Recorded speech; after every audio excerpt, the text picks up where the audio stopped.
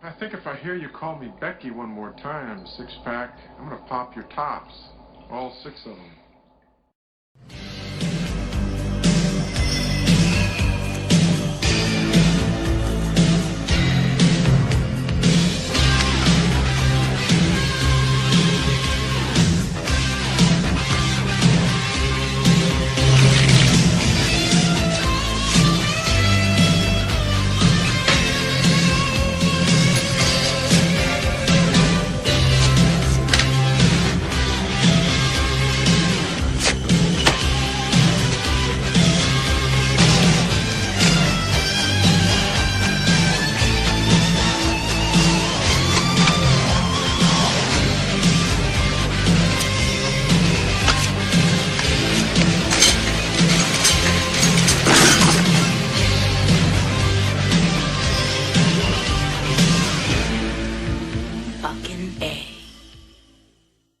Hey, this is Matt once again. We're back to another video. This is another requested review, and it is Coraline from 2009. Now, thank you to everyone who has requested stuff.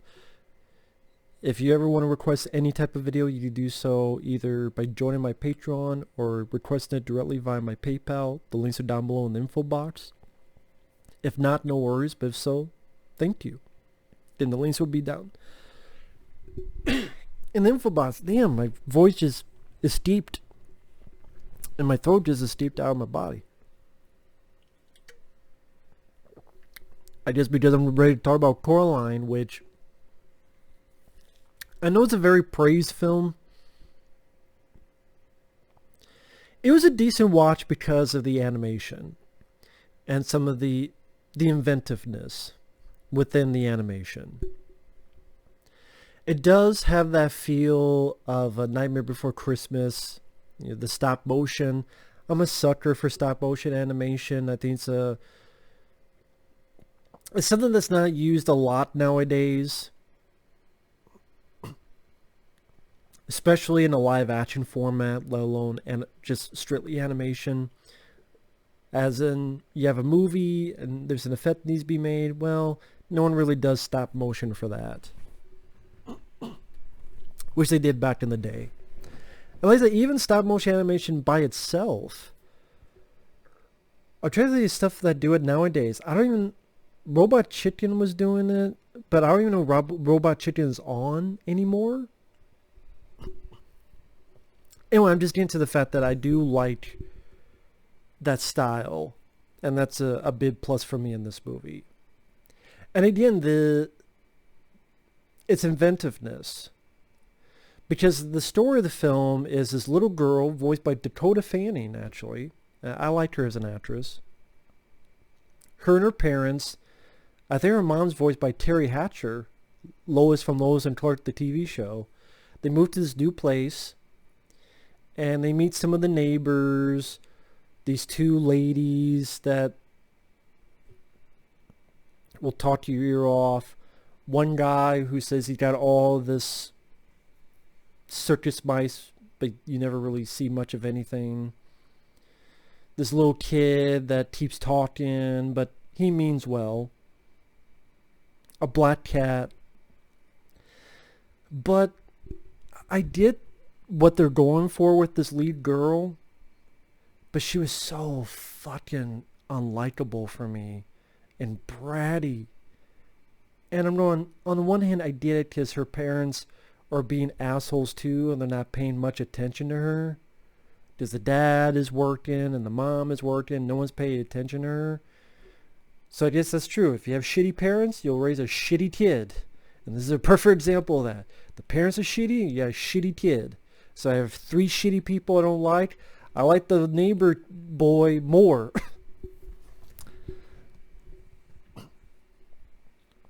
But that's the thing.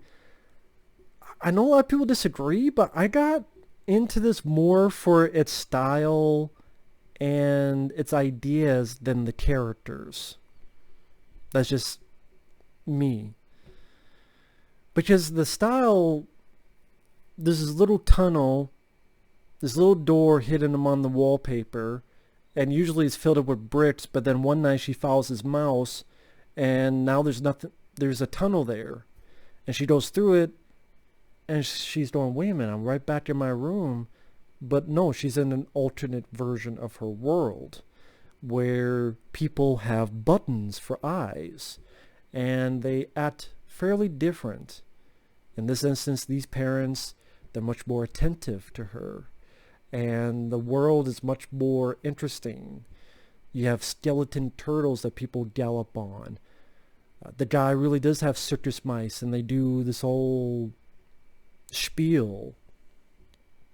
The garden keeps popping up all these different kinds of plant life. Her other dad with buttons for eyes is riding this giant grasshopper type thing.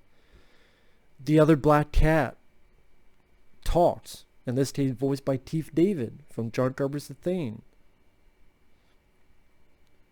And the whole way this world looks, done in the style of stop motion, that Tim Burton look to it, was really interesting to see. It was a nice visual palette to witness.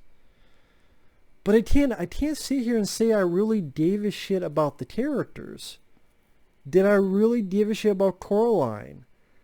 Not really, because she was such a brat, even to the neighbor kid who has only meant well. And when she's in the alternate universe, you see that kid and can't talk, and she's like, oh, it's the much better version because you can't talk. That's such a bitchy, shitty thing to say. And again, I get it. You're trying to have an arc for the character. But I never grew to like her. I never grew to like the bitch. I still think she's a bitch. And her parents in the real world are bitches. So 3 bitches in the fucking sea. Along with you and me. What you come to find out is the other mom with the buttons for eyes says, if you want to stay here, you put these buttons on for your eyes. She refuses. They trap her there. And you come to find out that before her, there were other kids that went over there, accepted it with the button eyes, and their spirits were trapped. And that they took advantage of them being unhappy, lured them there, gave them this whole spiel about how joyful it is, sew the buttons for eyes, and then they were consumed and their souls are trapped. So then the whole third act of the film is almost like a video game. She has to go to rescue all these souls. It's about 3 souls she has to rescue. And each one, it is like a video game. You get 3 souls, and each one is its own level, and each one is his own boss. So you have one in a stage, and you have these 2 burlesque actresses, which I just didn't care for those characters.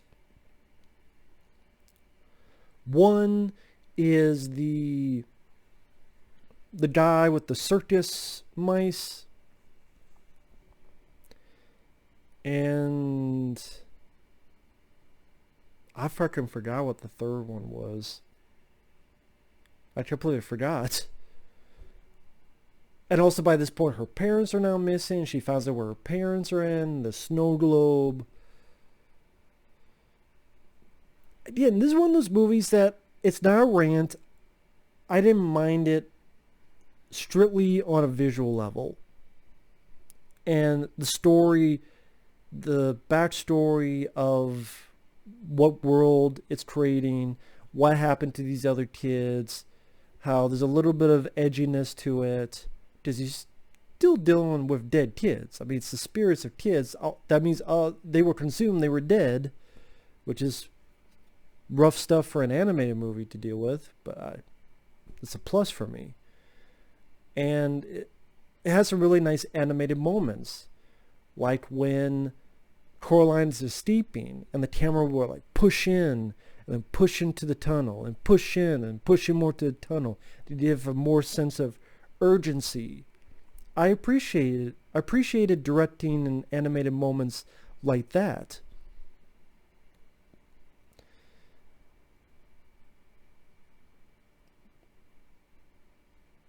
But sadly, the most likable character to me was the neighbor kid who shows up from time to time, and he's just trying to do the best that he can, and he wants to do even the other version of him is just doing the best that he can, even after having his mouth sewed up.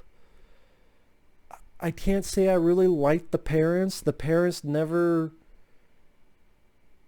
really apologized for how they treated their daughter. It's just they're back, and then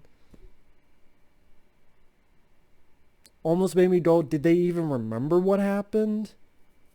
Maybe they did, and my mind's going blank. Because I just saw this film 2 days ago.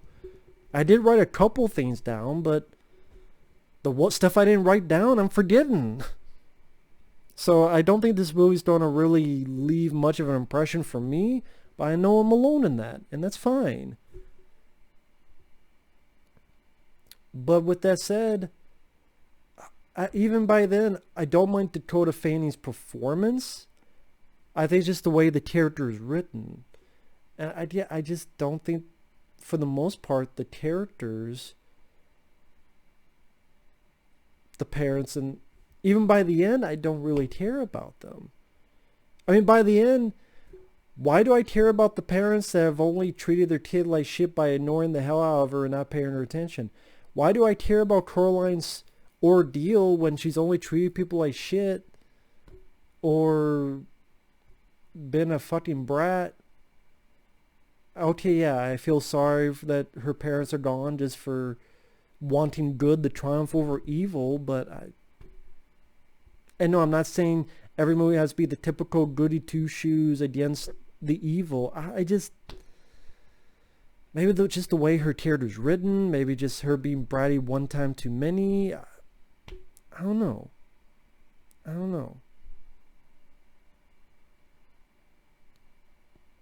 Just, I can't really say I gave a shit about Coraline in a movie called Coraline.